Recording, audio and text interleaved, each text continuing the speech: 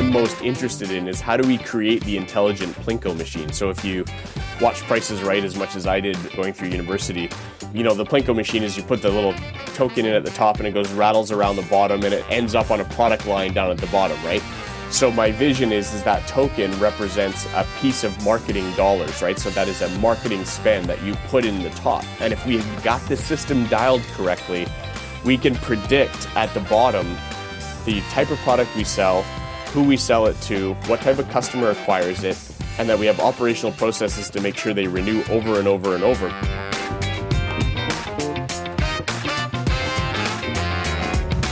Hi, friends.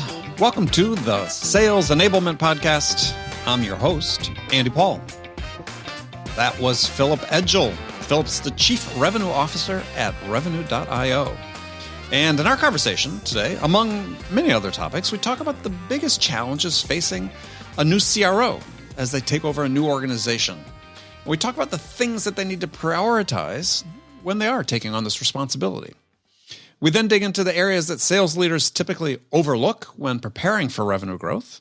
We also talk about the trade-offs that sales organizations, and by extension, sales leadership, make in focusing on efficiency versus effectiveness. In other words, sort of on deal flow versus win rate. And we get into the problems that the growth with all cost mentality causes for companies that embrace it. So we get into all this and much, much more. But before we get to Philip, I want to remind you to subscribe to this podcast, wherever you listen to it. And if you subscribe, we'd certainly appreciate it if you could leave us a review and give us your feedback about how we're doing. So thank you for that. All right, let's jump into it. Philip, welcome to the show. Thank you so much. It's great to be here. Pleasure to have you. So tell us a bit about you. Yeah, so maybe a little bit about my background, but going all the way back, let's just start from an education perspective. Sorry, say again? It's like kindergarten. We can start kindergarten. there. Oh, we don't have to go that far back. All right. I have a history and political science background. Me too. Yep. And leaving university, desperately wanted to get into the work world. And figured out wasn't going to be a politician, a teacher, a lawyer, or a librarian. My personality wasn't suited so well for that. So took a graduate program in IT. And at the time, the government was looking to create jobs for graduates. And there was a huge shortage for IT technical people. So I did that program and got into the computer world and started as a technical administrator for Windows NT networks. Yeah, but very, very quickly found out.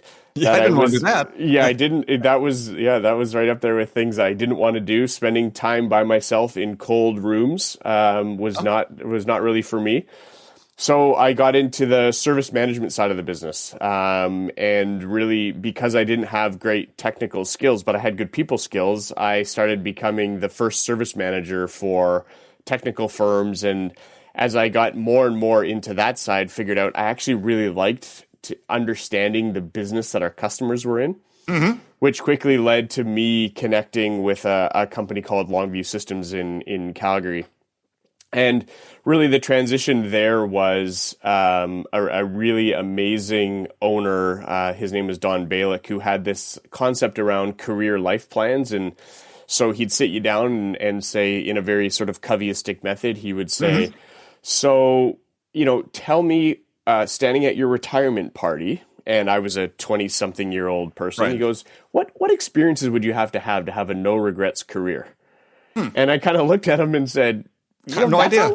That's a long time for me. So if I'm going to stick around here for that long, I better be running this company as an offhanded, somewhat, very confident in myself 20-year-old says that. And he's like, well, we're going to need people like that around here. So then he mapped it out. And we worked all the way from retirement back to the day where I was. And obviously there was big chunks of time. And he's like, well, we better get started. And so that's where I applied for my MBA, which he funded. And then I went through a progressive set of steps and experiences that led to me transitioning away from the individual contributor consulting side to managing teams, to opening branches, to running countries, to becoming an executive responsible for service delivery. then taking on the executive vice president of operations. And over 15 years with that company, I sort of got to do every single job as we scaled it from a $30 million business to a $400 million business with 1,200 people in 3 different countries. And so, that's really from a background standpoint, that really, really shaped the way I think about business, the way I think about scaling, the way I think about culture, which was really the differentiator of that business was really how we felt about each other and our customers and how that reflected itself in the type of business that we did, which was network-oriented systems integration, outsourcing type work. Well, explore that a little bit. So sure.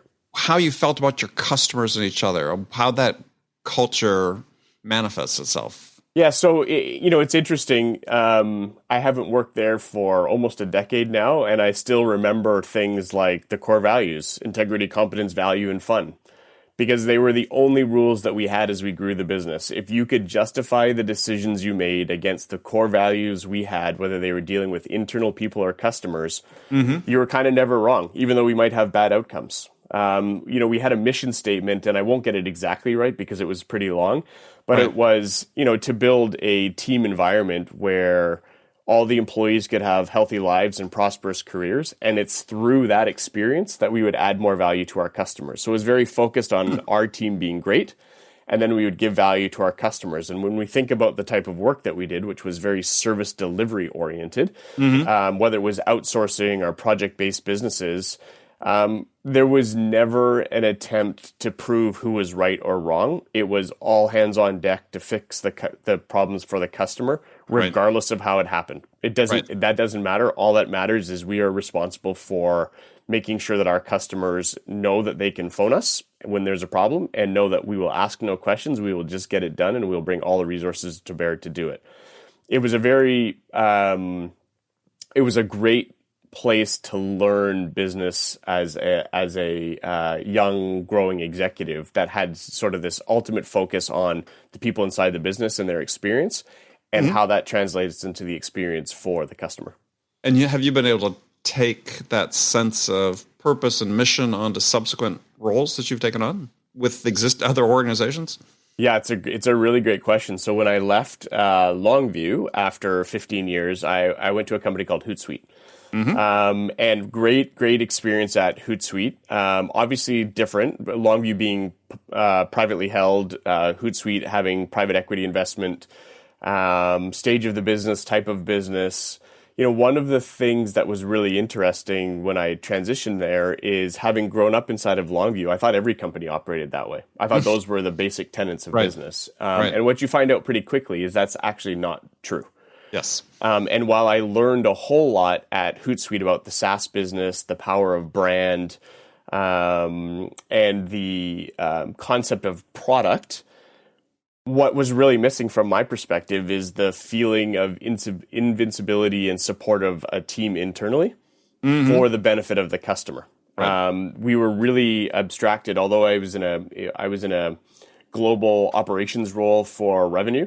I was also running a territory in Western North America and Latin America as a quota holding. I was holding a spot, basically doing 2 roles. And the abstraction between truly understanding and connecting with our customers about their business and how they run it just didn't exist the same way. And it was a somewhat transitory culture in terms of people came and left pretty quickly. Whereas, at Longview, what we were really trying to build was a business where people wanted to stay. And they could see their careers progress over time, and they could stay at the company for a long time and have a great experience. A little bit different at Hootsuite. Yeah, and I love that phrase you used, and just make sure I got it right, is that you basically were, paraphrase what you're saying, is that you felt this feeling of invincibility because of this mission of serving the customer. Exactly. And go ahead. Sorry, I interrupted. Well, I mean, it's such a great way to put it. As an organization, you are empowered by focusing on the customer. And it's a really interesting. So when you think about competitive differentiators, if we are going to talk about sales for a second, sure. it was a really interesting challenge for us at Longview, different from sort of the product focus and brand focus of Hootsuite. So when your competitive differentiator is your people and your culture, or that's what you believe it is, Right. it's next to impossible to prove that in a measurable way in a scoring procurement-oriented process when somebody's trying to choose a vendor. Right. They just have to trust you because they don't actually realize the value of that until they've already chosen you. Well, to some degree, but this is this is a point I just made recently, and I write about it in my book. Is my new book, Sell Without Selling Out? Is that people experience you, right? You can't verbalize what you were just talking about, right? You can't write that down and explain it to a customer, but they feel it. Yeah, and it's a big reason why how we tuned some of our sales processes, especially in the outsourcing space, is we used to have salespeople and executives do all the selling. Mm-hmm. But we also had this role inside of Longview in the organization called the site manager. And that was ended up being the primary contact, not unlike we would have a customer success manager, for a SaaS-oriented contract. Yeah. We used to start bringing the site managers to the sales calls in late stage deals for exactly that reason. Mm-hmm. If they could create an emotional connection and relationship and hear the operational person who's going to run their account talk about the things we do and how we do them, it's almost like that old trick, of real estate agents bringing you into a house tour and opening a cupboard door and saying, oh, what would you put in this cupboard door, right? It's trying to create that sense of ownership where they are starting to feel and experience, to your point in your excellent point in the book, to experience what it would be like to work with this person on a daily basis. Yeah. I mean, to that end, in similar situations, working massive deals, I would bring those folks in even earlier because what I wanted to do is set up a situation where as the potential buyer talked to my competitors, they would say, well, how do you do this, right? Who's your person that's doing this? And if they didn't have it, they were disqualified. Right. So I'd take them out of the running early because they couldn't compete with that. Yeah. It's a great point as we keep pulling this thread. We've gone down this train of like, tell me a little bit about yourself. So if we keep pulling this thread in terms of the question of culture, one of the big things about Hootsuite is I was kind of there at a challenging time for the business. It had run its sort of unicorn status, was in this intermediary period while I was there, and now it's actually the company is in great shape again. But I sort of decided like that's not really the role or where I wanted to spend my time, and so I took the next step to say, what I learned at Longview was the power of culture, how to scale a business. What I learned at Hootsuite was really about the SaaS business and the power of brand and product. And I thought, okay, let's take those two things. And really what I wanted to do was run my own business. Didn't have enough confidence to say that I had a good enough idea or the confidence to go raise money myself. So I moved back into a privately held business and worked for a company called Vantage, which was a wholly owned subsidiary of Whitewater West Industries, which an interesting company sitting here in Vancouver. It's the largest global manufacturer, designer, and implementer of water slides and water rides around the world. I love that. What a great transition. Yeah, it's you and try all the product out.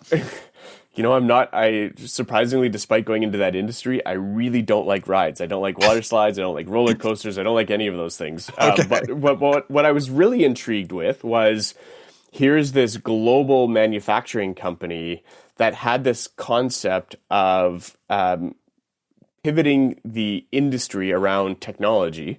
And what they believed was that there was an opportunity to build a platform around the data collection that would help operators understand how their park is being used, whether a water park, a wet park, or a dry park. And if they could understand how it's being used, they could actually improve the guest experience by either removing friction or increasing experiences. And so I came across where they had an idea, but no product, no real business structure except inside this manufacturing business. And so what I went there to do was birth a product, a technology product out of a manufacturing company, which was a really, really interesting challenge. but also tried and use everything I had learned to see if I could build a company that could have this focus internally for the value of the external customers, but also everything that I learned about building a product and a brand. Could we put all these things together and try and Right. build something that could be really compelling and interesting in an industry that was actually pretty far behind the adoption of technology Yeah. for the most part? Right. So I moved over there and we launched the beta product in 2019 at a water park down in Florida. And it just so happens Which was it was called H2O Live. It's in Kissimmee, just below Disney. and what's the ride? So we did the whole Or water experience? park. Yeah, we put our platform, the data platform, into the whole water park. So we did everything from queue control, queue line control lineups for water parks. We did digital signage. We had a wearable that could do cashless. We did all the entry processes. So it was a full operational digital platform over top of this water park. Right. Where we were collecting all kinds of data around usage of the rides. We also had an app that was tracking people's app. We also had personalization at scale. So, we had one water slide that was equipped with transducers, so you could go into the app and choose your playlist. And when you went to the top of the ride and got in it, you heard your playlist down the slide. So we had some really neat, innovative things. And in 2019, there also was the largest conference of the amusement industries in Orlando. So perfectly timed. Our marketing strategy was we were running buses from the conference floor down to the water park to give everyone the experience of the. And we built a $25 million funnel in about a week. And then, that was in October of 2019 and everybody, everybody knows exactly what started happening in 2020 is everywhere. Just imagine the amusement industry, the cruise industry, all these people that we were targeting, those parks successively around the world were closing. Obviously there was no money to be spent. So we went into a really challenging time where we had just released our beta customer. We had built a great funnel. We were ready to scale. And the global pandemic hit. So it was, luckily we were privately held in this scenario, and the owner, Jeff Chutter, who's an amazing entrepreneur, who's actually Ernst & Young's Entrepreneur of the Year for Canada, competing across the world in 2018. Really, really great entrepreneur. He's like, I really believe in this. Figure out how to reduce the cash burn, and let's just hold on and ride it out, which is what we ended up doing. And we learned so much from our beta customer. It's kind of like an interesting process flow where we actually took the opportunity to rewrite a lot of our product over the COVID time, because what we did is we created something that was a great bundle that we could put in, but we couldn't modularize it, which meant somebody had to bite the whole apple instead of just taking one bite of the apple and in land and expand mode. So that was that was a great experience of trying to put together a bunch of things. Market timing obviously was not great in terms of us trying to get to market. Yeah. And what I learned was, for me personally, I'm a scale leader. I'm not necessarily a pre-product market fit leader. And the time it was taking us to get to market, the number of deals that we were trying to do, the deal cycles we were in, that business at that stage really needed a more engineering focused leader than more of me, who's more of a scale oriented leader. Yeah. And so that's what led me to meeting Howard and coming over to revenue, which has been a really exciting transition for me. Yeah. So now you're back in SaaS. So in this case, so you're joining an existing team. So coming in as a revenue leader, what's the hardest part about taking over an existing team? Has sort of existing ways, set ways of doing it. How do you change the culture? How do you evaluate the people? How do you build trust among the organization? It's a great question, and I would suggest that from a characteristic standpoint, I have an extreme bias for action. As my wife and family will tell you, up early, always, we've always got something on the go. And so the biggest challenge is actually just to take a deep breath and listen. Mm-hmm. Slow down. You have to remove bias and assumptions from previous experiences, and you have to go learn the business internally and externally as you formulate the plan moving forward.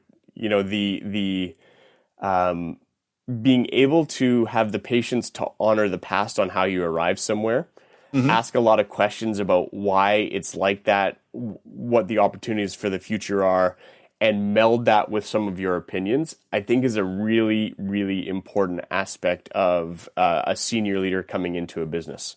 Right. And I think so. My biggest challenge is, you know, I'm still in I set myself a 90-day listening tour is what I called it. And I'm still in day 60, and I've got a lot of ideas and I've got a lot of plans and thoughts, but it's critically important that I spend the time listening and understanding from both internal people, but also from customers, exactly what's going on in the business before you try and make these shifts. Because as an individual contributor, you know, the impact of any decision you might make it could be small. As you go to a manager, it might affect a couple more people. But at the level that I've come into this business, it has the decisions that you make and the impact of those has a profound ripple effect between customers, internal teams, the team I lead, plus the teams that are connected, the board and investors, and Howard as the leader.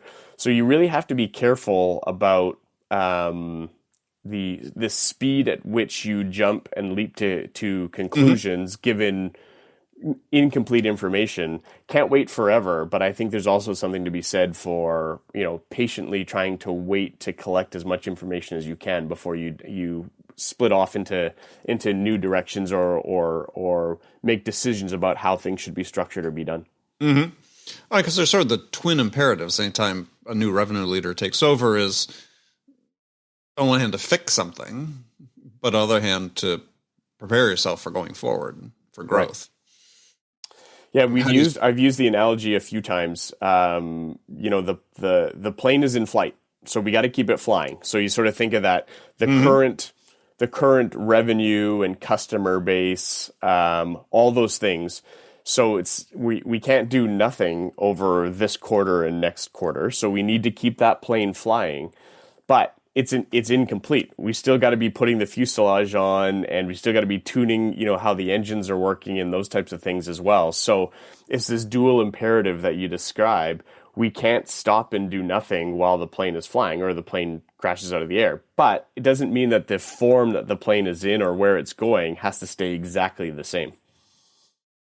Yeah, well, it's an interesting point too, because that analogy is actually used all the time when I'm talking to revenue leaders, is that, you know, in SaaS in general, there's this sort of acknowledgement that, you know, there's maybe the models that most companies use to sort of creaking, maybe taking on water, not as effective as it should be, certainly in terms of win rates and so on.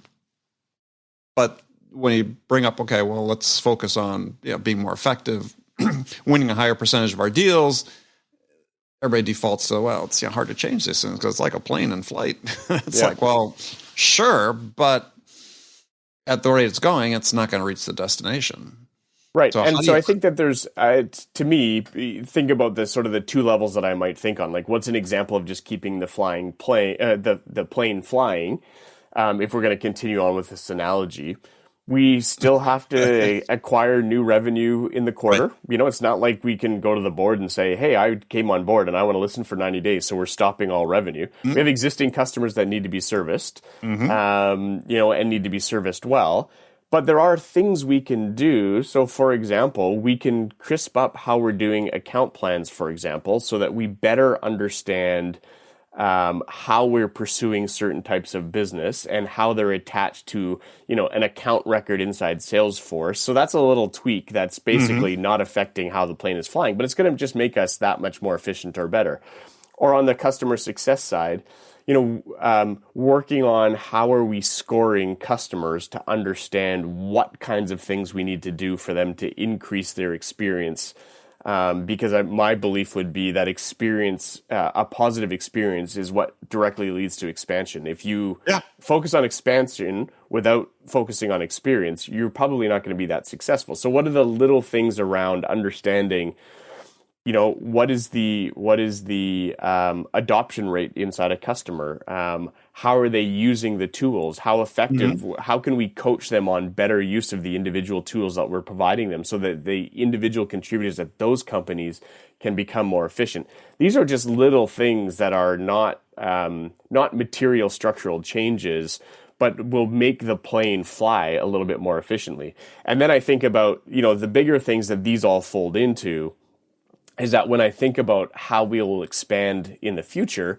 or how we need to reorganize, we need to look at the structures of these teams, and we need to look at, one of the things revenue has done really well over the last 2 years is that they have increased the number of products that are in their portfolio. So they were a market-leading dialer at go back 3 years ago. They've added all kinds of great revenue-oriented products on top of that product. So, but also that means that we can go up market a little bit more. So when we think about more structural oriented things that may change either the direction that the plane is flying or what the fuselage might look like, and to keep the analogy going, we might look at, okay, so when we think about customer success at the enterprise level or the SMB level, we might think about those two business segments differently in terms of how we engage with them, how we are structured internally, how we match up the customer success manager and the account manager might be different in those two business segments. So that would be a more structural item where you want to spend a little bit more time really learning and understanding the customer, trying to match up where we're going as a business with the type of customers we're acquiring and how they use our products. And that's something you might want to just take a little bit more slowly.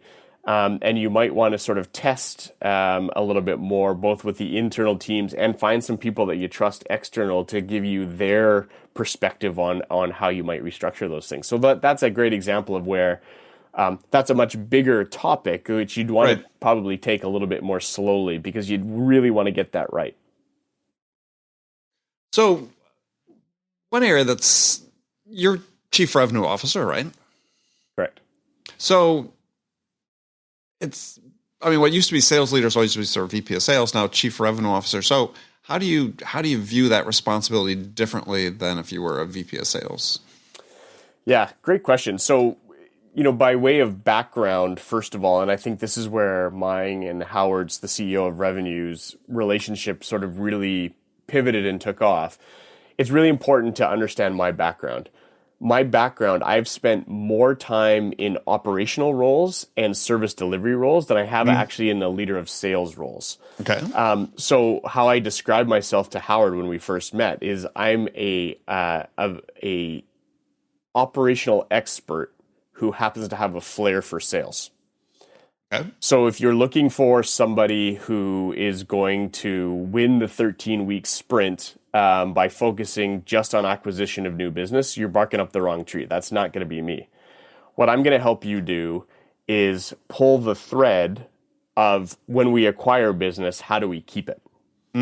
So I used, and as we talk more, you'll know, I used the plane analogy, so I'll use another analogy because I love them. What I was saying to Howard is, what I'm most interested in is how do we create the intelligent Plinko machine? So if you watch Price is Right as much as I did, going through university, the Plinko machine is you put the little token in at the top and it rattles around the bottom and it ends up on a product line down at the bottom, right?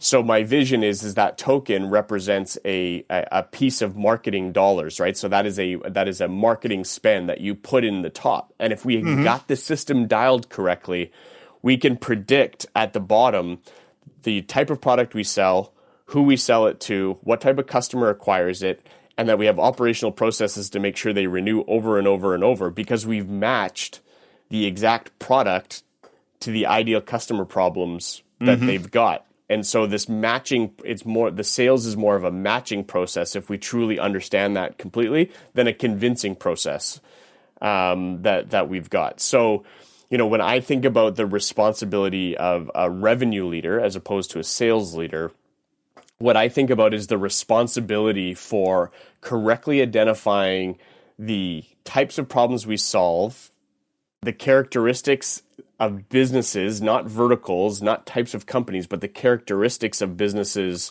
that require that problem to be solved.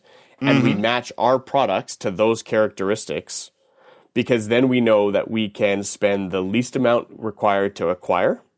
The sales process is relatively quick. And that we can renew them and expand for them over and over and over, because it's not a question of trying to now tailor our products to their business processes. We understood that already because we found the right customers to acquire our software. So now it's just about how do we expand them and renew them over and over and over. So I think much more broadly about how we create and maintain revenue in at the front end, the most financially responsible way possible, and on the back end in a way that we know that we're not battling for the renewal because of a mismatch of our capabilities and their needs. It's really about making sure that they're getting value and we've enabled, and that experience is going to lead to expansion. Great. No, great answer. And I was just thinking, the reason for the pause was just thinking is like back to what your answer was, is that what you're describing, and there's, sort of, you're talking about, identifying customers and so on is, what you're talking about really requires this close relationship then with marketing, right? Because marketing was really woven into a lot of what you were talking about there. So, talk about the importance of the relationship between a CRO and a CMO. It's fundamental. If you think about our first touch point in the market for us as a business is going to be marketing. The next touch point is some kind of qualification exercise, which could be SDRs, could be BDRs, it could be salespeople. It depends on your sales process and your sales design. But the alignment between what marketing's trying to attract or enable or educate in the market and who we want to talk to as a sales organization are intimately linked. I experienced this directly with, and this actually was a big part of Howard and mine's discussion, is I actually asked him, at the moment as the revenue leader, I'm not actually responsible for marketing, which in a CRO role, I've seen them be designed both ways, where marketing is actually underneath the CRO and marketing is not underneath the CRO. In my particular instance, marketing is not under my mandate, although I worked really, really closely with William in defining all these things. But I saw a really great example of this at Hootsuite, where the marketing leader and the sales leader were actually rewarded and metriced and therefore bonused on different things. And so that caused so much tension between those two organizations, because in any given quarter, marketing would smash their metrics out of the park, and yet sales didn't ever hit their quota or AR. I shouldn't say ever, but in this theoretical instance, marketing has an amazing quarter, right, and smashes all these things out of the park, all these metrics, and yet the sales organization didn't hit the ARR target ad. And so what you have to ask yourself, follow up the leads. Or from the sales perspective, really what it is marketing didn't create enough leads. From the marketing perspective, they're looking at sales going, you can't close business. Yeah. Fundamentally, though, the value of the SaaS organization is actually measured by ARR. So to some degree, you sort of say, well, maybe we shouldn't have spent as much on marketing then. Like, if we can only close this much ARR, but we created this much opportunity, we actually overspent in marketing. So instead of rewarding them for the overspend of creating these leads that say maybe was inappropriate or sales can't close or whatever the case may be, there was just this incredible misalignment between these two, because they were being measured on things that weren't actually core value to the business. And that's a big part of the conversation. So when you talk about this relationship between the sales organizations and the marketing organization, and really how I view it, whether this is sort of appropriate or not, I sort of think of it this way: like, what I'm responsible for and really good at is once the humans get involved in the sales process. And what I need William to do is really sort of set up the environment for the humans to get involved through the digital means, right? So we need to be aligned with what we are good at and what we want to do and sell.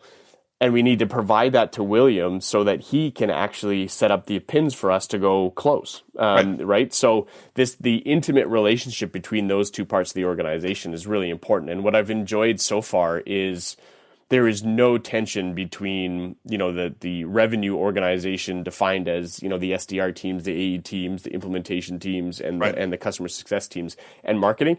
There's no tension whatsoever between those two teams. There's a lot of alignment with what we're trying to achieve. And really now what we're working on is to get the metrics aligned in terms of we're pretty good in the 13-week sprint that we're in terms of quarters. We're okay at looking 1 quarter out, and we are not so good at looking 2 and 3 and 4 quarters out. And so when I think about the alignment that I need with marketing, it's almost too late to some degree to be aligned with marketing in the current quarter. We need to raise our gaze together and go, we need Q+1, Q+2, and Q+3 is where our real mental energy as the leaderships of these two organizations need to be spent in terms of alignment. Because once we move into the current 13-week sprint, those pins better be set up already for us to actually go close. By March, yep. Absolutely. Very cool. All right, well, Philip, you so much for joining me.